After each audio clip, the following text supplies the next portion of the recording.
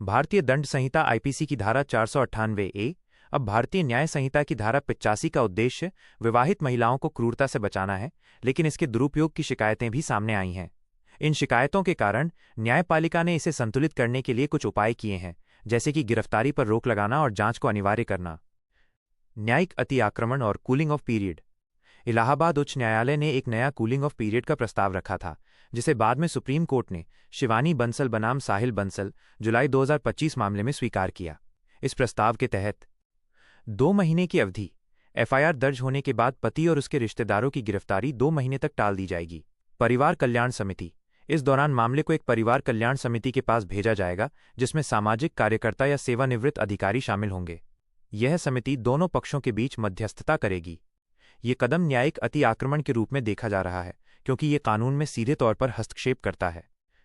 इस उपाय की आलोचना। इस कूलिंग ऑफ पीरियड की कई आधारों पर आलोचना की गई है। न्याय में देरी। गंभीर मामलों में जहां पीड़ित को तुरंत मदद की जरूरत होती है, 2 महीने की ये अवधि निराशाजनक हो सकती है और तत्काल सहायता से इनकार करती है। कानूनी अधिकार का अभाव।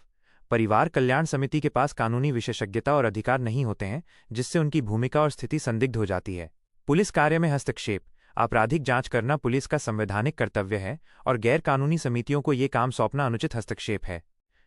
न्यायपालिका का दोहराव। ये पहली बार नहीं है जब सुप्रीम कोर्ट ने ऐसा कदम उठाया है।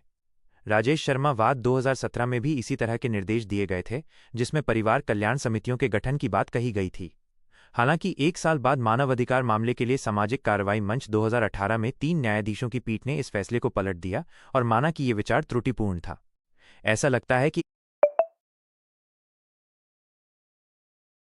इतिहास खुद को दोहरा रहा है, जहां न्यायपालिका ने दुरुपयोग रोकने के प्रयास में पीड़ित के तत्काल न्याय पाने के अधिकार को कमजोर कर दिया है।